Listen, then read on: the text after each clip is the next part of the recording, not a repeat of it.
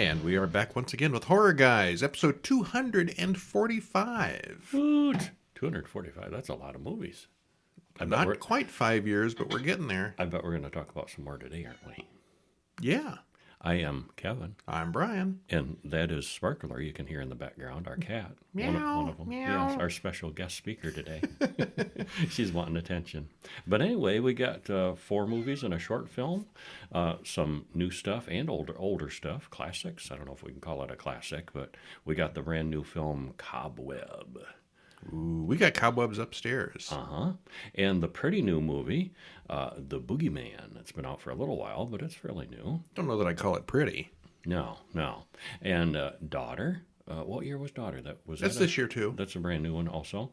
And Forest of Death. Well, we're not going to talk about Forest of Death. Oh, that's one of the bonus ones.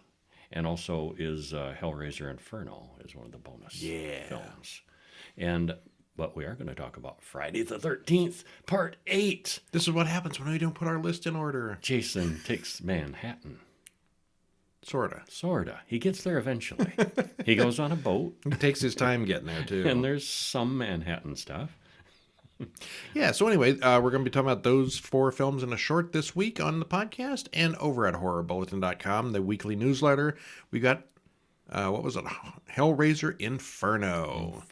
Which is the 5th movie in the series. And kind of disappointing. Oh, it was awful. Well, I didn't think it was awful in itself. It would have been an okay movie. It's more of a cop noir kind of thing. They took a cop movie and stuck some Hellraiser into it. A little bit, yeah. But supposedly they wrote it that way. There's hints of, if you've seen Angel Heart, it reminded me of that a little bit. And a little bit of Jacob's Ladder in there reminded me of that a bit. But there's hardly any Hellraiser. Yeah, Pinhead gets like 3 minutes. Yeah, 95% of it is not Hellraiser. And also on the newsletter, we did Forest of Death, a brand new release, which was okay. It was pretty good. I kind of liked it. That was the one with the shapeshifter in the woods, right? Spoiler. Well, not exactly. Yeah. It was right there in the trailer. But we knew that, yeah. Yeah, it was. Kind of indie-ish. And yeah, I thought they did a nice job with it. I enjoyed it. Right. I enjoyed that one more than you did. That one's on Tubi, I believe. Yeah, Forest of Death. So many Kevin things on Tubi. says you should check that one out. Brian says, it's all right. Okay. All right, well, let's start off this week with Cobweb from 2023, which was directed by Samuel Bowden, written by Chris Thomas Devlin, stars Lizzie Kaplan, Anthony Starr, Cleopatra Coleman. And Homelander, you say? Yeah. Runtime's an hour and 28 minutes, and there's a trailer on YouTube. Spoiler free. Which strand of the web is this story going to follow? It's hard to say, but you should watch this movie if you want to see a very gripping and well-made film. The script, cast, and effects are all very good. I thought so. Yeah, I've seen people ripping on it, but I disagree with their ripping because overall, I thought it was pretty darn good. I liked it a lot. I think it's got some issues. I'm going to say this is probably our best movie of the week, but don't think about it too hard. Yeah, there are some things in here that make zero sense if you look at it too closely. Mm-hmm. Just go with it. Just be entertained, like a fairy tale or something. Like a spider tale. Yeah. All right, well, this is a brand new movie, so we're not going to spoil it entirely for you, but basically what happens. If you want to spoil it, for yourself, you can read about it on the web, but we're not going to. HorrorGuys.com has the full detailed spoilery synopsis online if you want to kill it for yourself. But a little hint here, 1 week before Halloween, and we get glimpses of little Peter's life. He goes to school, takes piano lessons, and looks pretty sad most of the time. Late that night, he hears something moving around, making noise inside the walls of his bedroom. He gets up and turns on his light, but there's nothing there to see. He knocks on the wall, and something knocks back. Yeah. He goes to wake his mother, but she doesn't hear anything when she knocks, and she says all the scary things are in his head. Credits roll. Well, at school, Miss Devine is the new long-term substitute teacher. Brian, another student, bullies Peter and threatens him with the coming recess. The new teacher lets him stay inside at recess, and they talk about Halloween, and she shows him how to dispose of a spider. safely, get it outside still alive. Well, when he talks about to his parents about trick-or-treating, his parents say he can't go. His father, Mark, tells him about the little girl down the street who vanished on Halloween a few years ago. So, therefore, he cannot. And that's why they don't want him to go for Halloween. That night, he hears a girl's voice calling his name in his room, coming from the wall this time. Well, this time Mark listens, and he doesn't hear anything. He says maybe it's rats, and he can fix that. So they both put down rat poison the next day. Peter makes a disturbing help me drawing at school, so Miss Devine comes to see Carol, who is Peter's mother. Carol blows it off his imagination and dismisses the teacher very quickly. Carol then confronts Peter about the pictures, but he says it's not him asking for help, it's her. She is. Okay. Well, the voice in the wall talks to him more. Peter, don't be scared, I just want to talk. And she says she just wants to be his friend. At school, Brian smashes Peter's pumpkin. The girl in the wall tells Peter to stand up for himself, gives him a bit of a pep talk. And the next day, Brian brings Peter a new pumpkin and apologizes. And it's one of those, because the grown-ups made me apologize, and here's your pumpkin, and I'm not sad at all about it. But, I'm sorry, that kind of apology. Well, Peter decides to make Brian afraid of him, and so he shoves him down the stairs.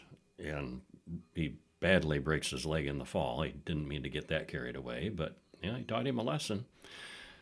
Yeah, let's just stop there. And understandably, Peter's parents are not pleased, and neither are Brian's, but stuff happens after that. Lots of stuff. So somebody lives in Peter's wall. It sounds like it. Well, in the very first scene, we noticed the interior layout of Peter's bedroom could not possibly match the exterior shots of the house. Yeah, Brian noticed that first. The windows and doors weren't in the right places. We rewound. Yeah, there's a window and the size of the interior versus exterior. The doors behind us were facing a window, and there's two side walls.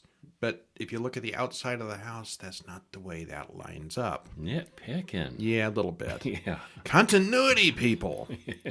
Well, Miss Devine has a phone, so why didn't she ever call 911 after she first ran into the thing on the wall? Panicked. Yeah. There are a few fun turns here. Who is the real monster? The creature effects are very good. The creature is very spider-like, but still technically human. Hence the name Cobweb. Yeah. It was surprisingly entertaining and didn't go at all where it looked like where it was going. Nice. Yeah. So, the girl down the street went missing, and there's a girl in his wall. Mm-hmm. Who do you suppose it is? You could be wrong. You could be.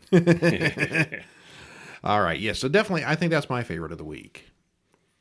The Boogeyman would be a close contender because it's good too, but it's not quite Cobwebby. I'm still too hung up on how good the short story was, and the Boogeyman. What short story? The Boogeyman, the short story.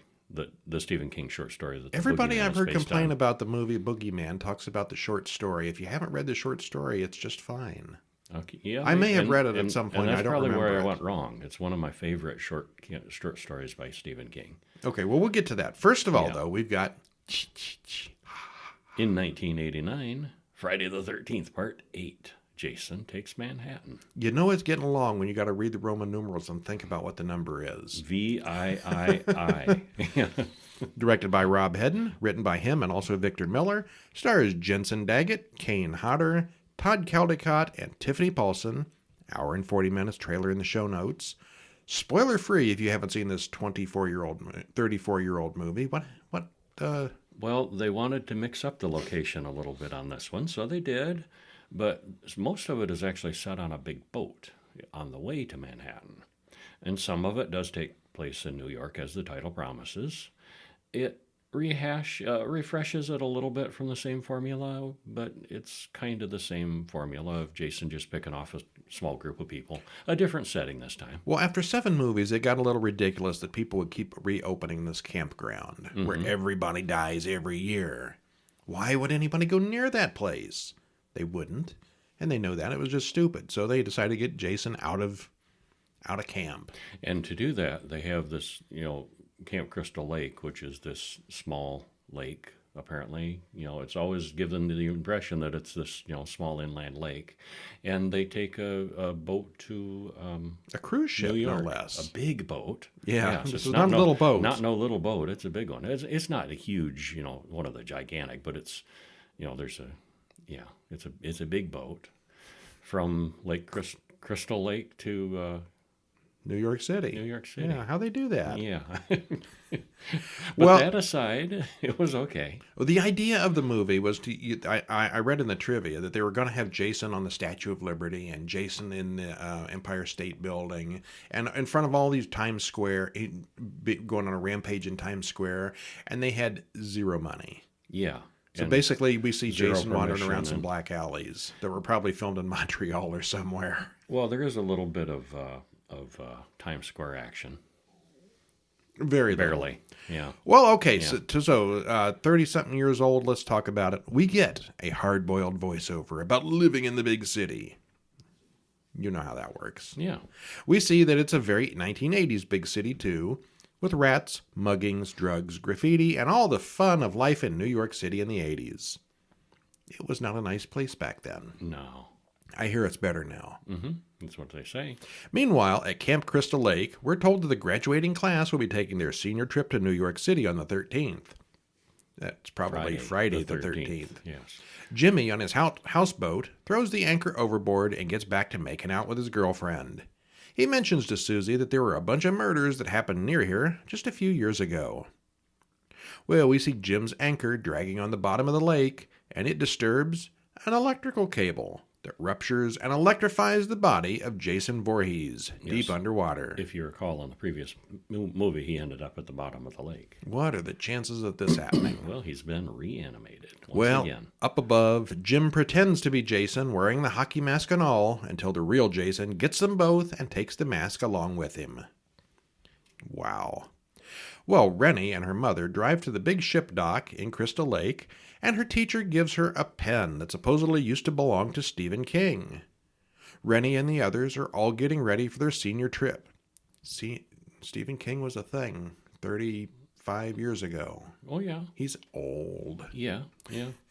Charles and Colleen are the chaperone teachers going along. Charles is a grumpy old grouch, and he's also Rennie's legal guardian. Not far away, Jimmy's boat drifts to shore, apparently abandoned. Up on the bridge, the Admiral wants his son Sean to take over the ship, but the son's just not that interested. Because this is like a very small cruise ship, But and he's an admiral? substantial. Yeah. Admiral? An admiral? Uh-huh. Yeah. Sean walks out to the dock where a man tells him, "This voyage is doomed." And he says it just like that, too. He's crazy. Sean likes Rennie and her dog, Toby. See, the impression I got, I mean, this is a private company now, on a private boat.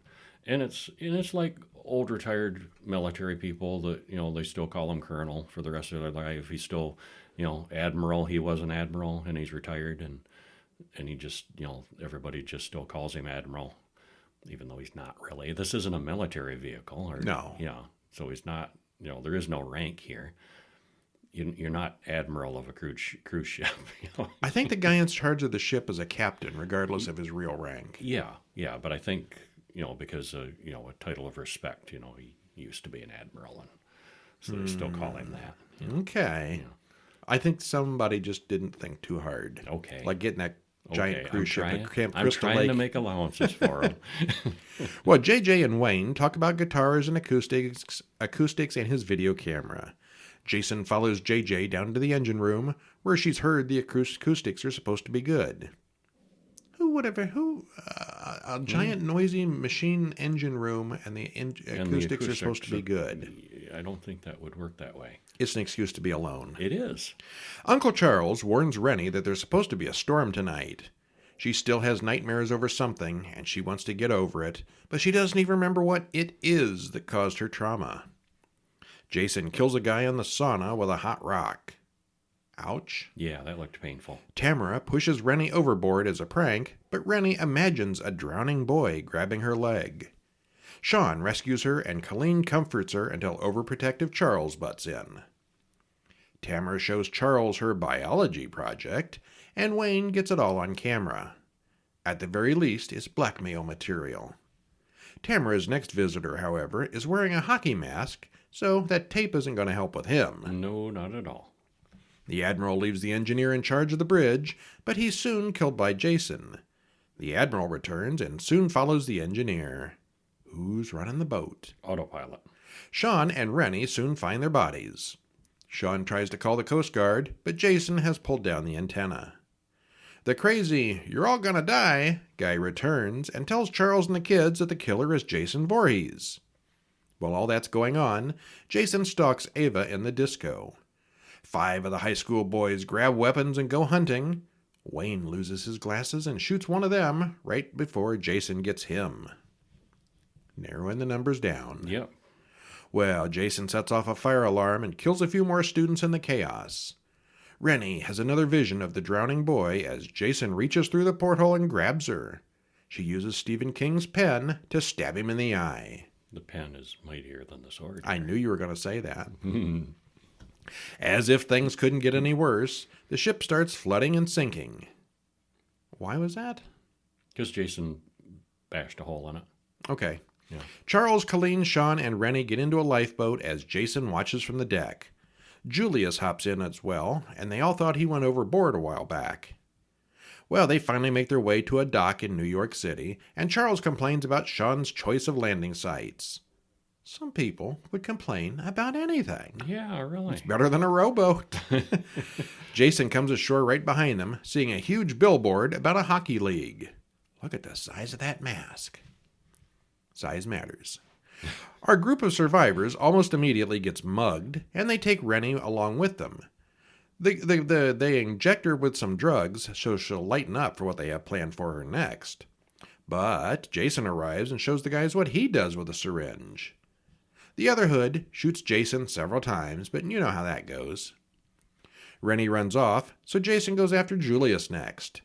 Julius is a tough guy, and he punches Jason about 200 times, but when Jason hits back, it only takes once. And I'm going to chime in here and mention, here they are in New York City, and they've run, and Jason somehow hones in on them. That's his superpower. This is like his superpower. You run, he lumbers, and he still catches you. Even if you're in a city of all these buildings and places and alleys and stuff, he just hones right in on them. Yeah. It's hard to hide in the woods. It's not so hard to hide in a city. Well, the drugs kick in, but Rennie eventually runs into Sean, Charles, Colleen, and a cop. Charles still doesn't believe a word about Jason, and the cop doesn't either. The cop doesn't last long, but neither does Colleen. He becomes a believer. Rennie does, however, finally remember her long-forgotten trauma. Her Uncle Charles told her all about Jason before throwing her overboard from a rowboat. Probably not the best way to learn to swim, even without an ugly ghost boy pulling at your feet. Back in the present, Rennie yells at Charles and runs off, leaving Charles with Jason, who wakes up and finishes the old grouch off in a random barrel of green goo. Because, cities have random barrels of green goo sitting around everywhere. Well, how do you think they get the Teenage Mutant Ninja Turtles? It's got to be green goo somewhere. Oh, yeah, that's how that happened. Wrong movie, but same goo. Okay. Well, Rennie and Sean are now the only ones left. They board a subway to get away from Jason, except he's there too. They all get out, and Jason gets a taste of the subway's 6,000-volt third rail. That'll kill him, right? Yep, he's dead. Movie over. Well, Rennie and Sean leave the subway at Times Square. It's over, Sean says. It's not over. Jason's right behind them. A bunch of punks try to fight with Jason, but Jason takes off his mask and they all nope right out of there. Yeah, they do. We don't see a direct shot. Not on that one, no. But they do. Yeah.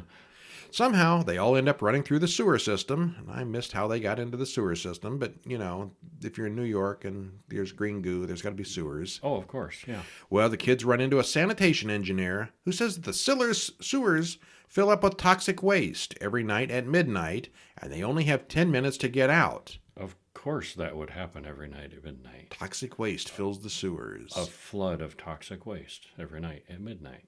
Where does this toxic waste go? And where's it come from? We don't know. They don't matter. It don't matter.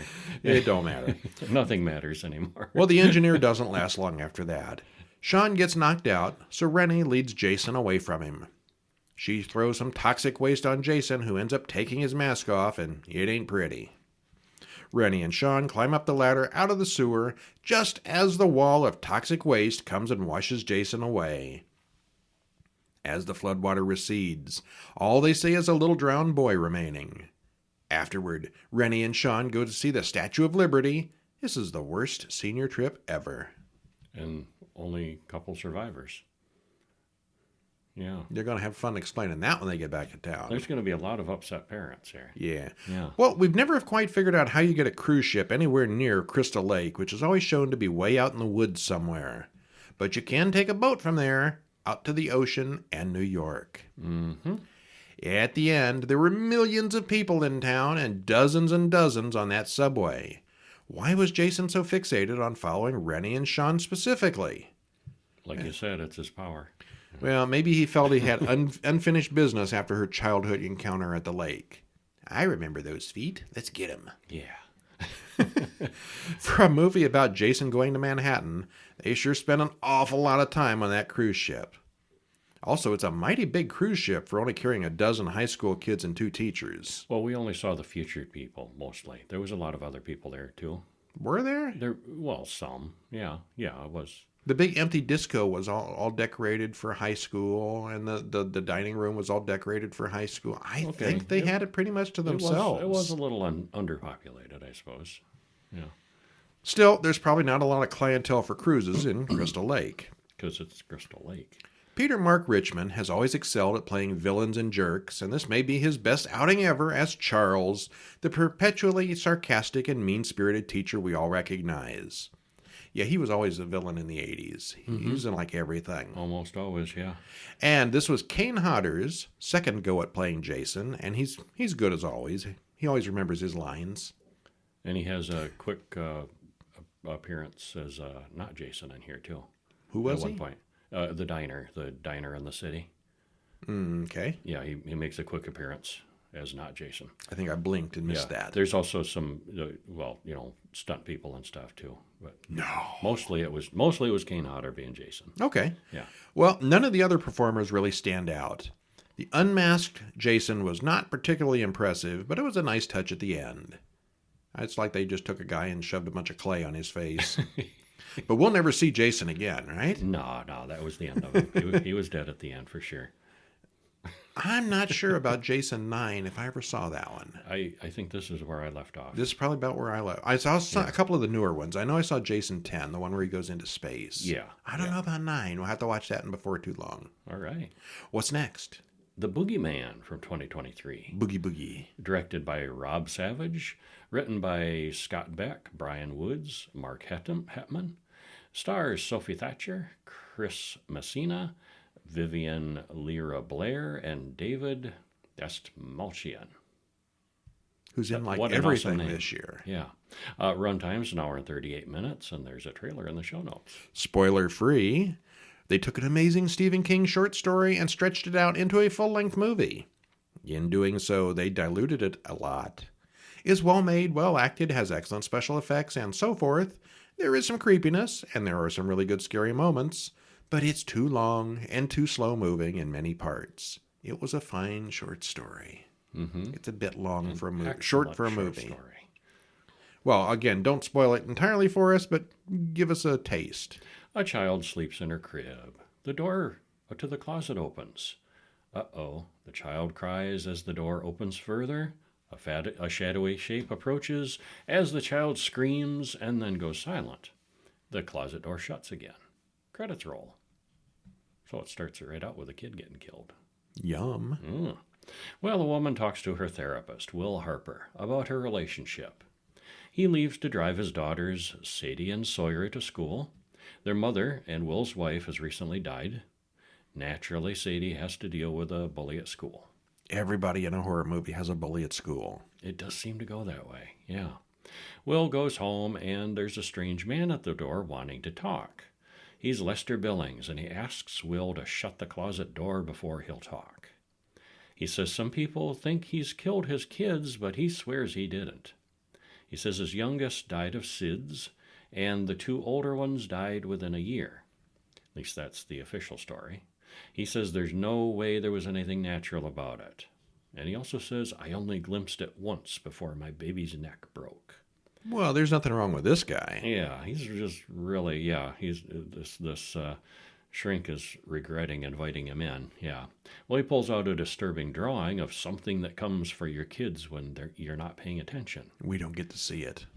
So Will excuses himself with an excuse and calls the police. But Lester walks through the house and watches Sadie, who is home early from school. She follows a strange sound into her mother's studio, where she hears something in the closet. Will comes in, and they find Lester has hanged himself. Sadie listens as Will tells the police about Lester's shadow monster. Well, that night at bedtime, Sawyer wants Will to check under the bed and inside the closet for monsters. Sadie and Will talk about the dead mother and how they all felt. Sadie then stays up late watching YouTube videos about how to contact the dead. As one does. Yeah, she's kind of obsessed with getting in touch with her dead mom. And that night, little Sawyer's closet door opens by itself rather violently, so she goes to sleep in Sadie's room. Well, both Sadie and Sawyer talk about seeing a dark thing to their own therapist.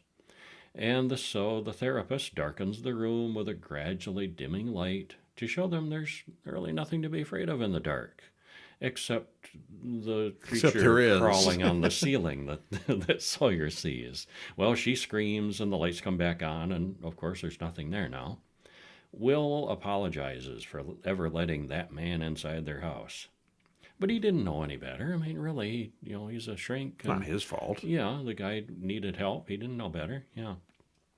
Well, that night, Sawyer explores the dark house while Sadie listens to the recordings of Billings' statement. So much for patient confidentiality. She sneaks into the office and looks at the whole session and, everything that Billings said when he was there before he killed himself. Well, they both end up... Actually, wouldn't the police have taken all that as evidence?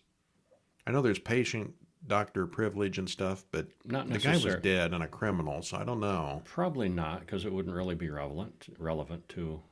How would that not be relevant?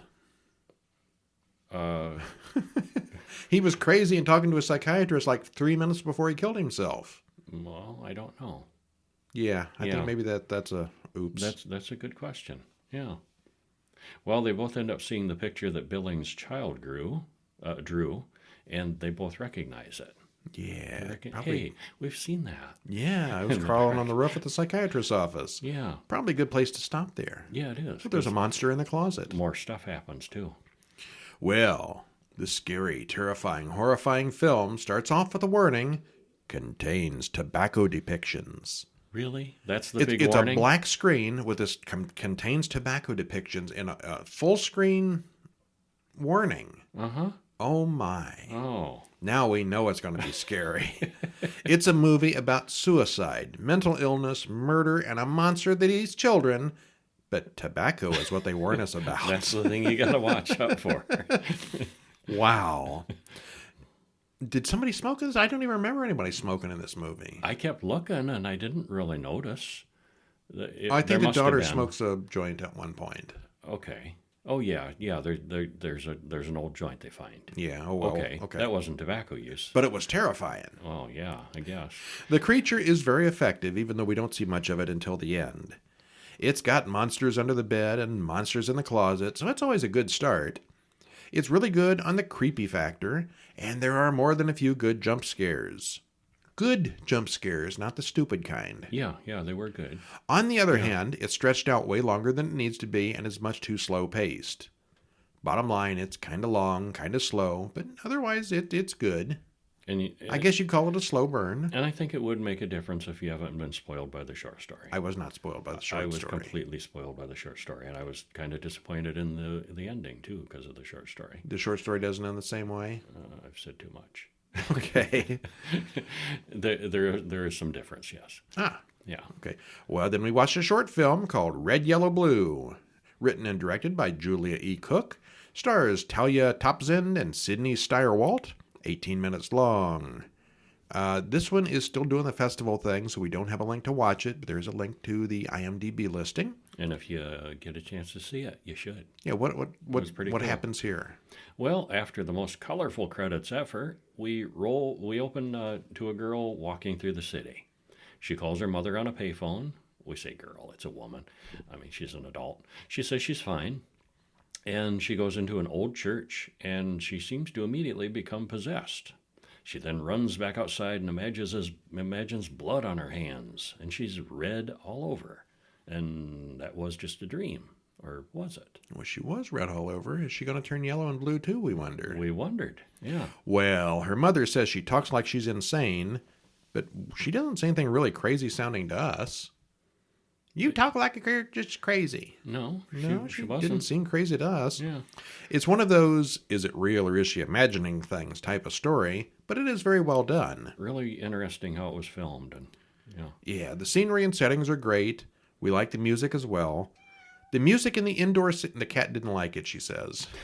Meow, meow.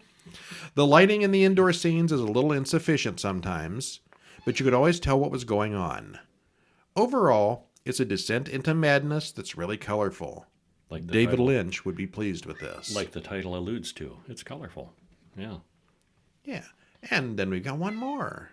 Another new one, 23's Daughter. Written and directed by Corey Dishon, stars Casper Van Dien, Elise Din, and Vivian Ngo. Hour and 35 minutes. Spoiler free. It's a post-apocalyptic film. Or is it? Or is it? Yeah. A lot is not explained and left for us to figure out to speculate on. It's slow-moving, low action, and very, very character-driven. The horror guys are split in opinion, with Kevin enjoying it substantially more than Brian. Mm-hmm. I did. Okay, it's been a week or so since I've watched this. I don't remember it being that bad. Okay. I don't think I hated it. Okay, you didn't hate it, but I think I liked it more than you did. It's a degrees of liking. Remind me what happens. Not too much, though, because we can't spoil it. Yeah. Yeah. Well, as credits roll, a woman runs down the road with a truck in pursuit. The people in the truck are wearing gas masks, and the young woman is clearly terrified. The people in the truck chase her, and we later see them walking away with hammers covered in blood. You know why that had to happen, right? Asks the father to the son as we get a flashback to the father killing the girl. And the characters in this movie are father, mother, son, and daughter. None of them have names. They don't have names, yeah. You know you could have prevented it, right? So you'll try harder next time, right? Well, they go home, have a weird ritual where they burn a photo of the girl. And then there's a new girl. And father pulls the sack off her head. Father says that he doesn't want to hurt her. He has her chained to the floor in his garage.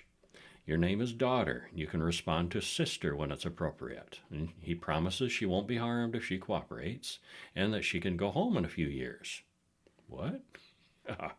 Then we see father, mother, and son having dinner and smiling. And it's a perfectly normal family. Anticipation of the new sister coming in. Yeah. Well, father then introduces daughter's new mother, and he insists that they had her 18 years ago, but the dates are sketchy, so don't worry about that. He insists, this is how this is. You were born here, And mother says, well, if you're happy, it'll be easier for all of us. It's easier if you just do what he wants. Well, father talks to son. There's kind of a classroom kind of homeschooling situation here. Talks to son about the corruption and the rot in the outside world.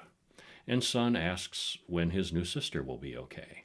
Father says he's sure that she isn't sick. He's got to be sure that she isn't sick. Yeah. So there's some illusion that there is a plague outside or something going on. Well, father tells daughter that all this is for brother's benefit. Now, you see, you're giving him the benefit of the doubt that there's something going on outside. Well, I just assumed he was a crazy religious cult guy. Well, there were so many hints of that, though. They kept alluding to that there was something outside, and they're wearing gas masks out there.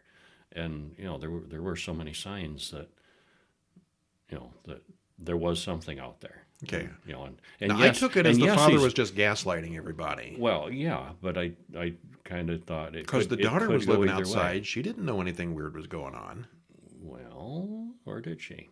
Well, she was just a survivor. Yeah, We don't know. I didn't know, if and this was his reaction to the apocalypse, and he lost his mind, and but I thought it was interesting too because clearly the son is sheltered and not educated on real world stuff, science and mathematics and things like that. But he's clearly smart because father is talking about this religious stuff, and the son is making some good counterpoints.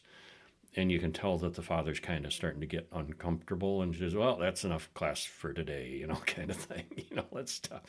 And I'm thinking, this kid is too smart for his own good here.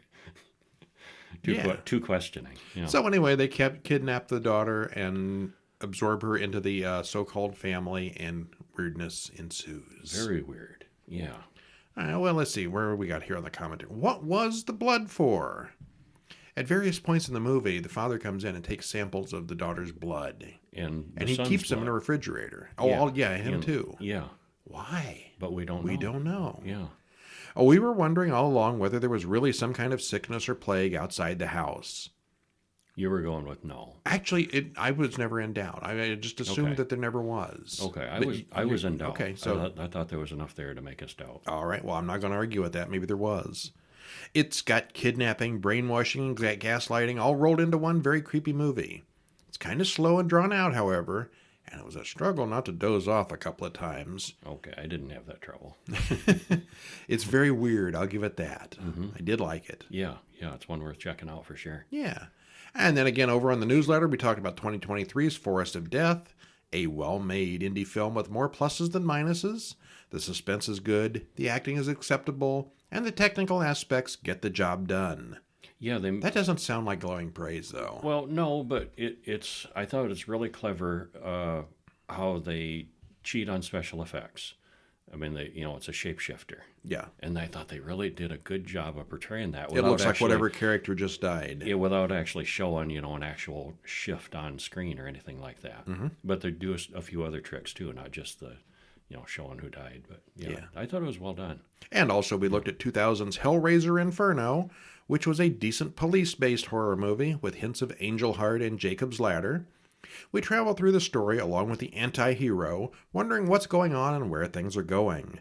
The biggest problem is that it's in the Hellraiser series, and there's not nearly enough Pinhead or Cenobite action. It was a cop movie, and it was disappointing. It was, as far as Hellraisers go. Yeah. Oh, well, that's our movies for this week. That's 4 movies and a short, plus 2 bonuses, and next week we'll do the same. More movies? More movies. All right. I think next week, we said earlier that this was going to be the September of sequels, and we haven't really had that many sequels. There's too doggone many new movies. Mm-hmm. Next week, nothing but the sequels. All right. All our movies will have numbers behind them. Okay. For better or for worse. Mostly for worse. Mostly for worse. Yeah, boy, these sequels, just most of them go downhill. Sometimes the second sequel, the number 2 movie is better than the first, like Alien and Aliens. There are exceptions, yeah. Well, actually, that was debatable. I like Phantasm 2 very much. Almost as much as the original. Okay, that's one we did years ago. There are some, Halloween 2 I thought was exceptionally good. Mm-hmm. There's some. Hellraiser 2. Hellraiser 2 was probably nothing. Better than the first one. Yeah, that was excellent. But once you hit a 3, I can't remember a 3 that was as good as the first 2. And then 4, 5, 6, 7, 8, and so forth. We talked about how bad Hellraiser 5 was just now. We watched 6 also already, and it's kind of more of the same. Yeah, it is. There's not enough Hellraiser. Yeah. This one, Inferno was with a cop. 6 is with a criminal, but yeah, it's awful. Oh, I didn't think it was awful. I wouldn't say either of them are awful. Just kind of disappointing. All right, if you go in with no expectations, I'm not mad. I'm just disappointed.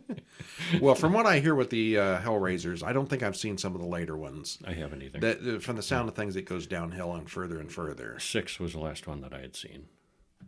Yes, I had seen 5 and 6. I don't think I saw any more after that. Aren't we in for a surprise then? Oh, boy. Well, tune in next week where we're going to have some more numbered movies for you. We may just talk about that later Hellraiser movie. You betcha. I'm Brian. And I'm Kevin. We'll see you next week. See ya.